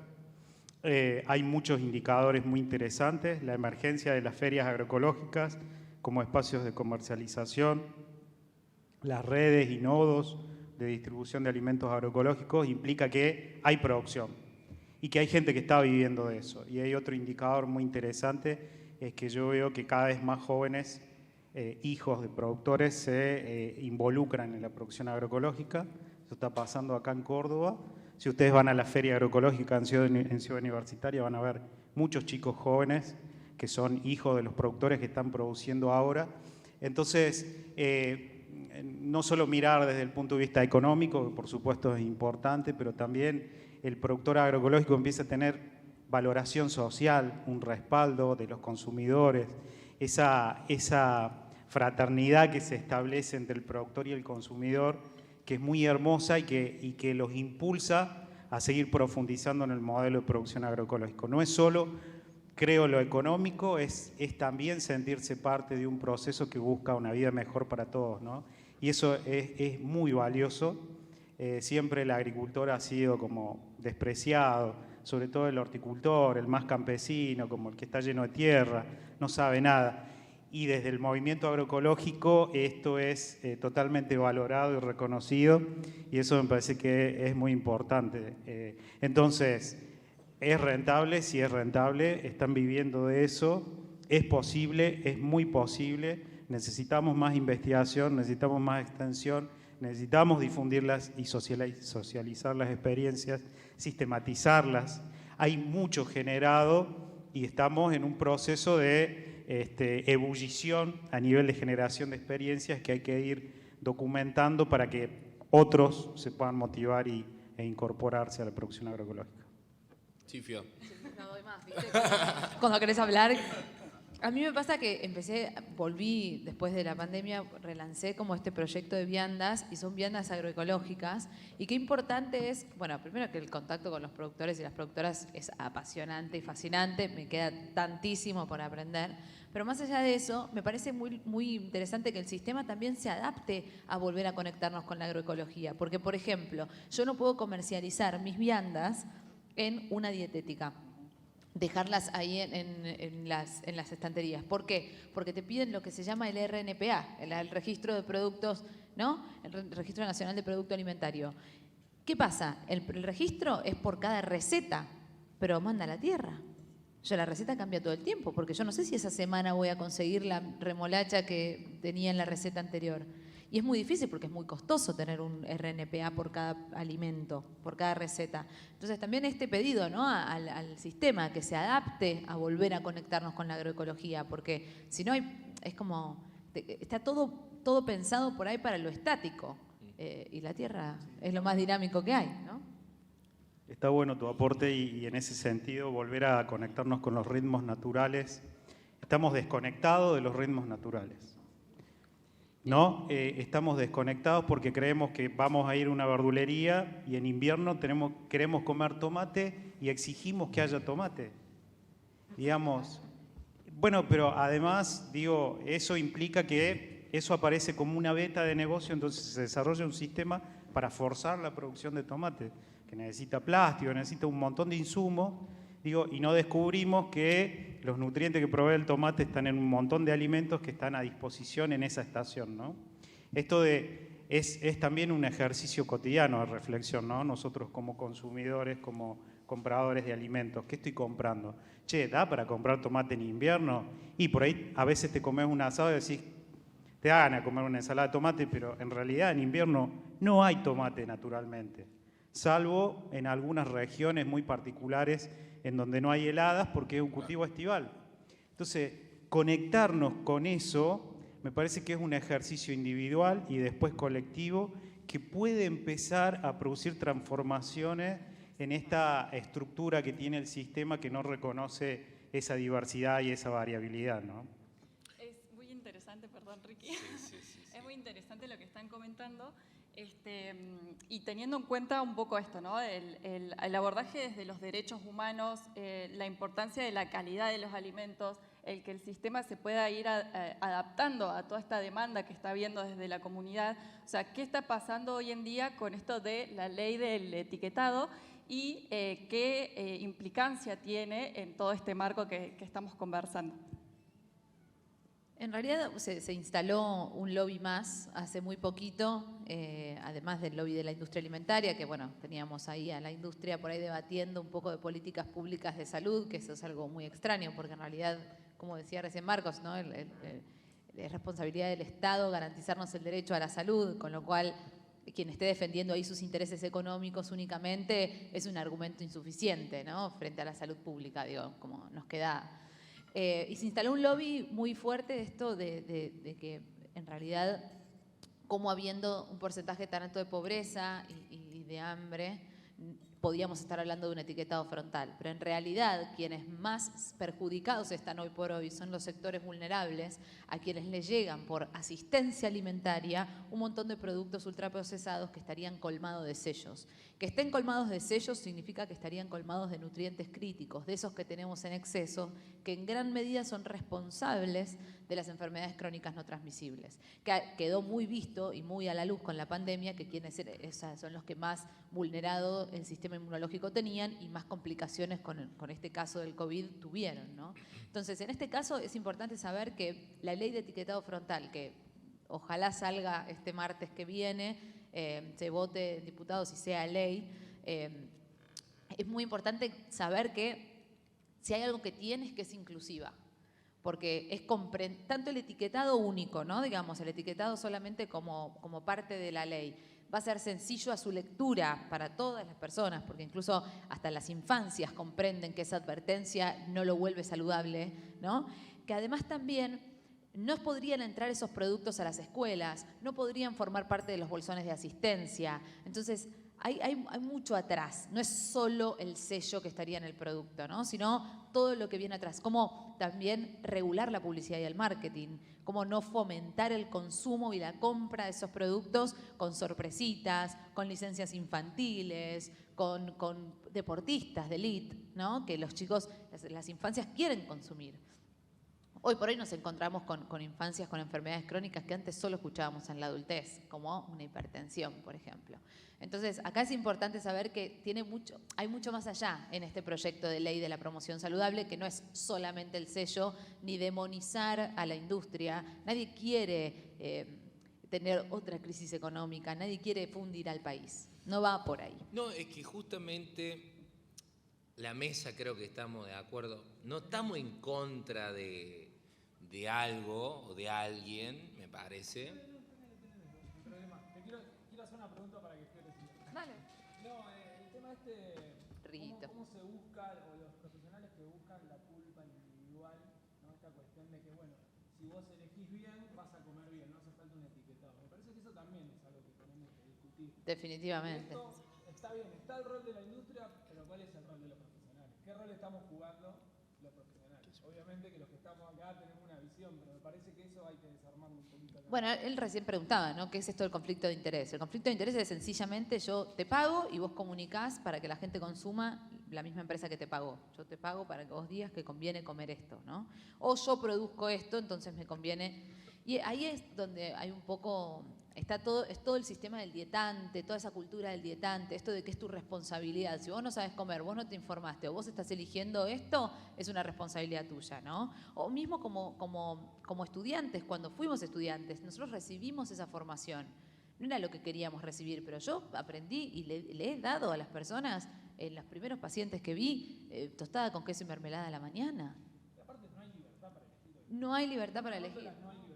Exactamente, de hecho el 90-91% de los productos estarían sellados y eso va a llevar a la industria a que se reformule, a que haga cambios, a que crezca, a que se expanda, a que haga otra cosa diferente, que sea más amable para el consumo. La ley, el proyecto de ley que nosotros diseñamos, digo nosotros porque estuvimos todos muy involucrados, ¿no? En asesorando, apoyando, bueno, lo digo desde Sanar, por sobre todas las cosas. Primero que es apartidaria, o sea que ese lobby no nos corresponde, digamos, no tiene nada que ver con un partido político u otro, nada que ver, porque asesoramos a todo tipo de diputados y senadores, pero también esto de como entender que tiene que ver con lo inclusivo y con es la mejor versión de la ley que pudimos construir. Tomando la experiencia de todos los otros países que ya la han aplicado, porque incluso aprendimos de Chile que si poníamos un exceso en azúcares, pero no señalizábamos los edulcorantes, por ahí había un exceso de edulcorantes que tampoco era saludable. Entonces, tomamos desde la evidencia científica, sin conflictos de intereses económicos, este es el mejor proyecto de ley que se puede tener. Entonces, esto va a educar de alguna forma también, incluye educación alimentaria. Hay mucho atrás del proyecto de ley que no es solo el octógono negro, que los invito y las invito a todos los que están escuchando que la lean y que la militemos en equipo, porque es algo que nos merecemos. Hablábamos hace un rato atrás de cámara cómo no estamos todos en el Congreso pidiendo esto, que es un derecho, ¿no?, que nos corresponde. Bueno, voy a dejar el micrófono porque no paro de hablar. No, súper interesante. Sí. No, quizás señalar también todo digamos, cómo se han desplegado, obviamente, lobbies alrededor de este proyecto de ley para frenarlo, para obstaculizarlo. Recordemos que el tratamiento de, como bien dice Fío, no hablamos de una ley de etiquetado frontal, sino de una verdadera ley de promoción de la alimentación saludable, porque contempla 4 de las 5 políticas públicas integrales que se recomiendan para contrarrestar, ni más ni menos, que esta verdadera epidemia de sobrepeso y obesidad que estamos enfrentando. Es decir, mientras tenemos esta conversación, el 70% de nuestra población padece sobrepeso y obesidad. Y como bien decía Fío, está muy asociada a las enfermedades cardiovasculares, cerebrovasculares, diabetes tipo 2, hipertensión a edades cada vez más tempranas, a 14 tipos de cánceres distintos. Y hoy el 73% de las muertes en Argentina son por enfermedades crónicas no transmisibles. Ahí tengo un paréntesis. Mari, ella que lo vive todos los días con la gente, pasado muchos, días ahí, y me comentaba la enfermedad que tiene la gente que se acerca y bueno, cómo hacemos con la alimentación, con lo que nos llega para, no sé si querés compartir un poco de... Sí, lo que hay muchos niños, son niños obesos. Hay celíacos, diabéticos, pero desgraciadamente nosotros las viandas nuestras que damos son viandas de emergencia, porque nos tenemos que adaptar a lo que hay. No tenemos los insumos para separar viandas para el diabético, para el celíaco, tenemos que dar la vianda, general. Sí nos gustaría tener a nosotros insumos para, porque tener una comida saludable, pero a nosotros nos faltan los insumos, que no podemos decir, bueno, hoy... ¿Qué llega hoy al comedor Evita? ¿Qué tipo de alimentos llegan? Y bueno, nosotros, ¿qué te decimos? Tenemos para dar las raciones, ponerle canelones con salsa, milanesas de hígado con puré o fideo al pesto. Tratamos de que sea lo menos cargado la vianda que damos. Por la salud de la gente, porque también vemos, son humanos. Sí, pero con Marisa juntos pudimos trabajar en la campaña de árboles frutales. Sí. Que sumamos un alimento fresco, eran frutales comunitarios. Fueron a la cosecha los chicos y bueno, hicimos jugos naturales y ensalada de fruta. Claro. Muy lindo eso también, porque también sumamos un alimento fresco. Exactamente. Que hay niños que se van feliz con una fruta, porque hay como a veces pueden tener, a veces no. Bueno, es mucho para... Es fácil trabajar con la emergencia alimentaria, ¿no? Esta cuestión de que no es fácil estar en el día a día, creo que el contacto con los vecinos, nosotros que podemos hablar del contacto de los vecinos estando con vos al lado, es aprender. Creo que la experiencia que están realizando en conjunto es importante, porque es esto, ¿no? Aprendemos cómo es el día a día, cómo se construye, y lo que tenemos que discutir es qué políticas públicas se necesitan para que realmente, como decía Fío, se acceda a alimentos que realmente sean alimentos. Esto es importante porque hay que tratar de qué hacemos con la emergencia y qué hacemos con lo que llega para esa emergencia. Creo que ahí, Marcos, que querías hablar también, ¿qué te parece este tema? Como para decir qué tipo de alimentos están llevando a los comedores escolares. Creo que es una discusión que también estás dando en la cátedra de soberanía alimentaria con muchas otras compañeras. Si querés ir por ahí también. Sí, básicamente volvemos a la idea de que nosotros comemos sentidos, ¿no? Y por eso la necesidad de disputar esa construcción de sentido. Y por eso el proyecto de ley de promoción de la alimentación saludable se mete con la publicidad, ¿no? Restringe la publicidad dirigida a niñas, niños y adolescentes de productos que van a estar alcanzados por uno de los sellos porque tienen estos nutrientes críticos, ¿no? Y eso atraviesa toda la sociedad. Que tengamos hoy un 70% de sobrepeso y obesidad que esconde carencias nutricionales, habla de un entorno obesogénico, ¿no? Yo vuelvo a fortalecer esto que bien decía Pablo, no es responsabilidad individual, ¿no? Sino que hay un entorno que hace que efectivamente haya una transformación en nuestros patrones alimentarios. Entonces, en vez de comer alimentos naturales, mínimamente procesados, cocinados en casa, comida real, como decía Fío, estamos teniendo un consumo creciente de estos ultraprocesados, porque de la mano de la publicidad vienen rodeados de sentido y todos queremos consumirlos, ¿no? ¿Y qué hace la industria? Por supuesto, para seguir vendiendo más, agarra un cereal de base, que puede ser trigo, puede ser arroz, le va a agregar todo el azúcar que pueda, toda la sal que pueda, todas las grasas vegetales que pueda, todos los aditivos que pueda, colorantes, saborizantes. ¿Para qué? Para hacerlo rico, para hacerlo palatable, para hacerlo duradero, para hacerlo adictivo, para hacerlo muy prestigioso alrededor a través de la publicidad. Todos queremos consumirlo, ¿no? Eso es lo que nos hace transmitir la publicidad, esa asociación que está prevista en el proyecto de tener un personaje infantil, tener un héroe deportivo, ¿no? Recomendando el consumo de una bebida con altos niveles de azúcares, ¿no? Entonces, pasan a ser íconos de consumo. Todos queremos consumirlos y cuando los consumimos sentimos que de alguna manera estamos incluidos, somos parte de ese proceso. Por eso es clave la disputa de ese sentido común construido a través de la mercadotecnia muy agresiva, destinada ni más ni menos que a vender más. Y cómo todo tiene que ver con todo.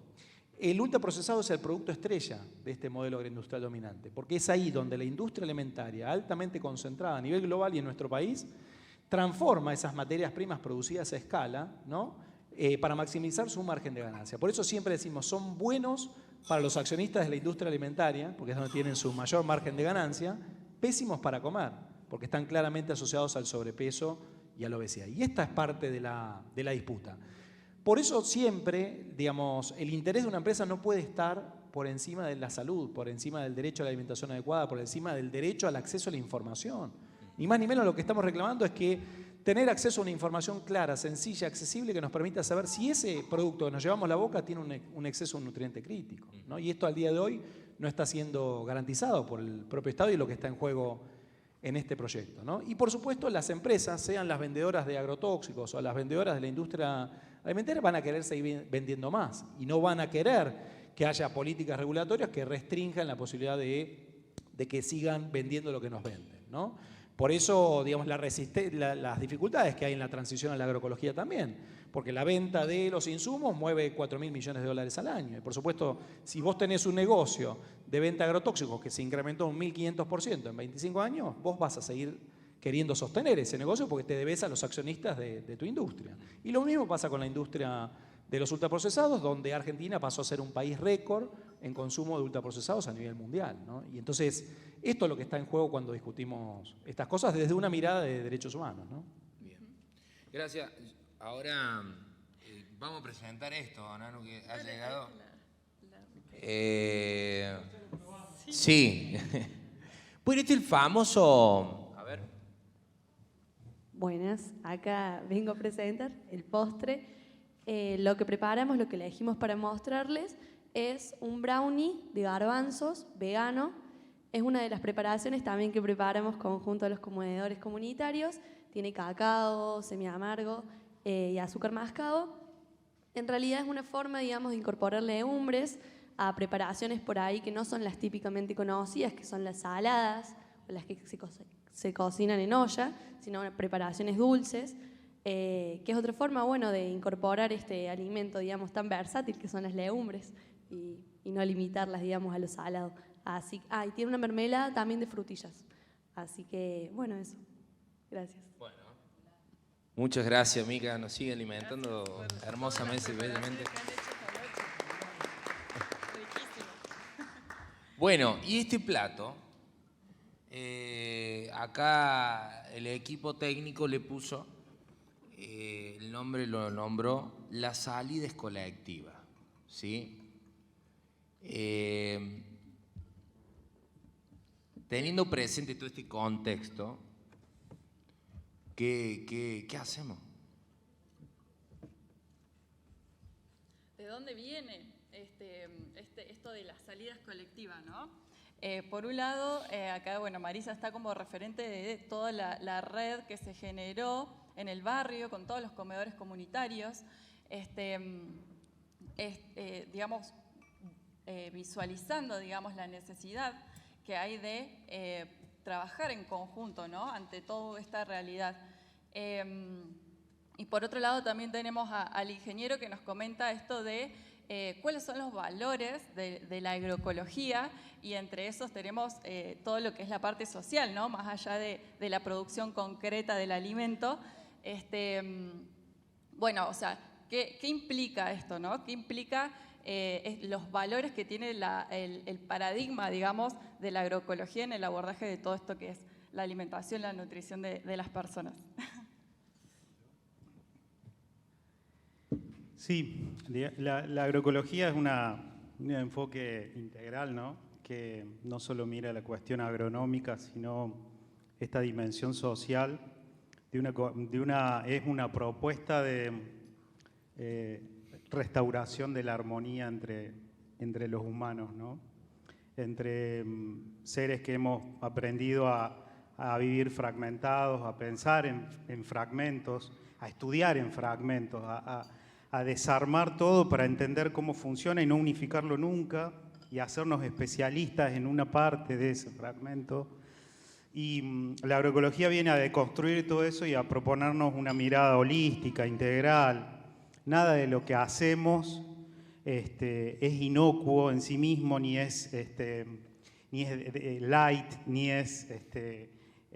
ni va a tener impacto. Todo lo que hacemos tiene impacto sobre el prójimo, sobre el otro, sobre el medio natural. Entonces, entender esa interdependencia, esa interrelación entre lo humano, el medio natural en donde se produce, el medio ambiente, toda esa interrelación y esa interdependencia es una propuesta que la agroecología hace para que nos entendamos, para que la entendamos y para que podamos construir entre todos un nuevo sistema alimentario, ¿no?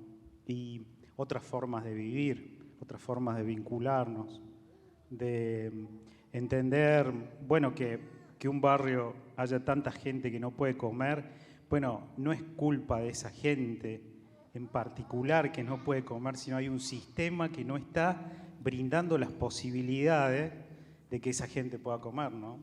Y ahí entramos todos en la bolsa, las instituciones, los ciudadanos, los profesionales. Entonces, digo, hay un llamado a construir entre todos otra manera de pensarnos alimentándonos, ¿no? Bueno, muchísimas gracias. Bueno, ya vamos a ir cerrando la mesaza. Quisiera, por favor, que nos acerquen las preguntitas que tiene el público aquí. Y Nati, porfa, las que están. Perfecto. Así que, bueno, mientras, compartir que, bueno, como programa Salud Integral y como espacio, nosotros no es que esto es esporádico, digamos, que se surgió esta mesaza así de la nada, sino que venimos trabajando hace prácticamente 10 años y trabajando en la huerta agroecológica y trabajando con brindar o reflexionar sobre, en principio, era el entorno que nos rodeaba, que era la universidad, la alimentación, qué pasaba ahí. Y bueno, hoy en día, gracias a un montón de autoridades y espacios que confluyen, ¿sí? Podemos trabajar hoy con la comunidad también, ¿no? Que para mí un placer, es una de las actividades con la que pude trabajar en una disertación con una persona del barrio, ¿me entendés? Tranquilamente tiene que estar acá y bueno, o sea, sumar a las personas que están viendo este evento, que se pueden sumar al espacio del programa, a todos ustedes chicos que están aquí presentes, que se sumen, que hay mucho por hacer. Claramente la salida es colectiva. Hay que, o sea, formando una conciencia a nivel mayor, más macro, entendiendo que la salida también es construir integral, de forma integral, ¿no? Como estamos en esta mesa. Así que, bueno, si me pasan a ver las preguntitas. Acá tengo algunas. Ahí va. Ah, mira, yo pensaba un papel, era la tecnología. Dale, alguien, eso, le pasamos. Pásame, acá te paso a vos. Ahí está. Sí. Impresionante la comida. Acá nos preguntan cómo acceder a las recetas. Ahí va. Bueno, la página del kiosco saludable es el almacén saludable. Es el.almacén.saludable en Instagram, lo pueden encontrar así. Exacto. Y después también en las redes de la CEU, de Extensión, pueden encontrar también en la sección del programa Salud Integral un montón de recetas que vamos compartiendo, que las armamos en conjunto con la comunidad. Es una obra colectiva también, así que ahí también lo pueden buscar y encontrar. No sé si alguien quiere hacer alguna pregunta que está acá en el público. ¿No? Vamos chicos, ahí hay que animarse. Ahí está. Buenas. Ahí. Sí. Buenas tardes. ¿Por qué creen que en las universidades todavía sigue como la misma forma de enseñar y seguimos hablando de porciones y hablamos inclusive de ultraprocesados? No sé, a ver, ¿alguna opinión? ¿Cómo es tu nombre? Mi nombre es Nara. Yo estudio en Buenos Aires, a distancia, nutrición. Estoy en el último año y bueno. Bueno, Pablito. Sí. Porque Ahí estamos tenés todas el en la micrófono, misma. Hablamos inclusive de porciones de cassette todavía. Y bueno, ¿por qué no se cambia eso? Si ya es como sabido que está mal. Sí, yo creo que no hay que olvidarse que estamos en universidades que son hegemónicas, ¿no? Estamos, por ejemplo, nutrición está dentro de la Facultad de Medicina. Me parece que también responde a un modo de formación que se está repensando, pero creo que los que tienen que impulsarlo son ustedes, somos nosotros, los docentes, los estudiantes. Es una puja, no va a ser fácil. Piensen que la Cátedra de Soberanía Alimentaria en la Universidad de Buenos Aires surge en el año 2013 y ya el grupo que venía trabajando de docentes lo venía haciendo desde el 2001-2002. O sea, los años que pasan hasta que se logra aprobar y que se empieza a trabajar en una cátedra libre de soberanía alimentaria con lo que implica. Pero, ¿por qué traigo la cátedra libre de soberanía alimentaria? Porque es donde ustedes también pueden empezar a hacer la diferencia, a marcar los temas. A partir de la cátedra de soberanía se empieza a discutir soberanía en casi todas las materias de la carrera de nutrición. En algunas con más profundidad, en otras con menos. Yo soy docente de socioantropología. Todo aquel estudiante que cursa socioantropología discute sobre soberanía alimentaria, sobre seguridad alimentaria, sobre qué comemos, cómo nos atraviesa la modernidad, esta necesidad de conocer el alimento. Pero a mí, si me decís cuál es la forma para cambiar la currícula y para dar las discusiones, es que los estudiantes se involucren. El compromiso. Que los estudiantes hagan propia la universidad, sean parte. A veces uno transita la universidad.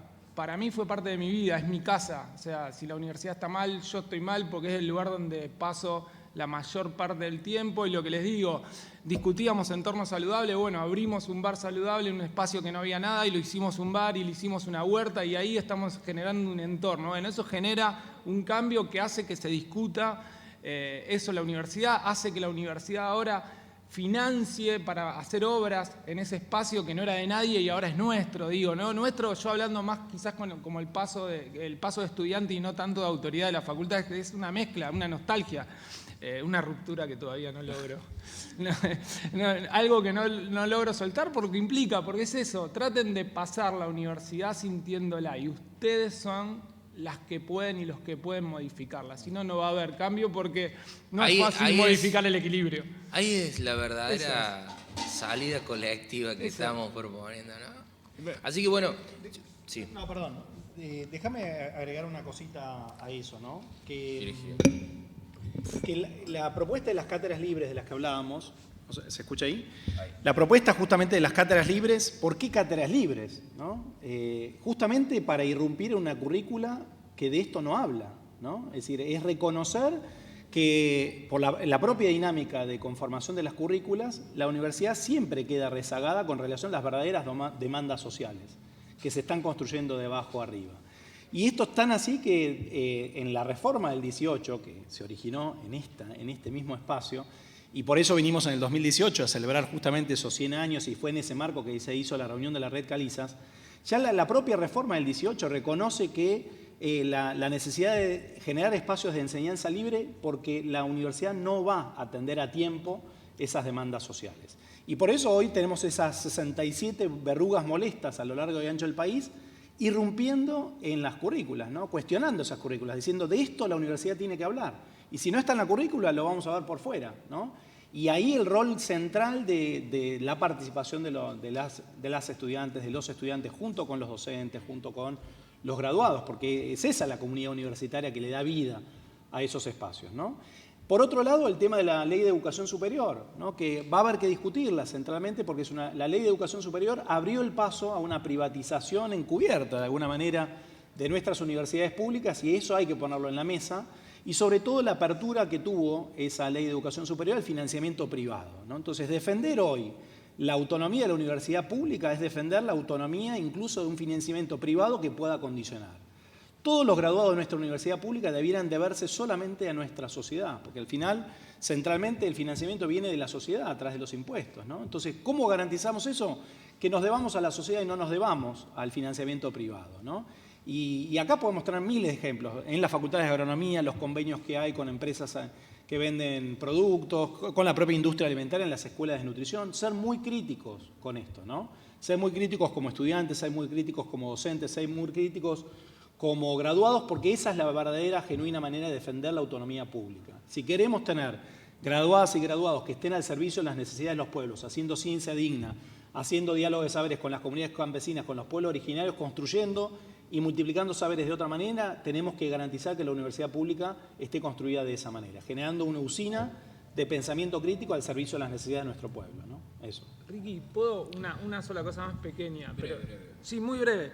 Plantear algo, fruto de todo este camino que mencioné, que estamos mencionando en la mesa, no es menor que en la pandemia, ¿no? Lo peor que nos pasó como sociedad en el último tiempo, las universidades, la Facultad de Córdoba, la Universidad de Buenos Aires, lejos de cerrar las puertas a la comunidad, se abrieron, ¿no? y empezamos a cocinar para la gente en situación de calle, a estar junto a los comedores. Me parece que eso es importante. ¿Y quién lo logró? Los estudiantes, porque esos espacios, como el almacén que tienen ustedes dentro de la universidad, es fruto del trabajo de ustedes.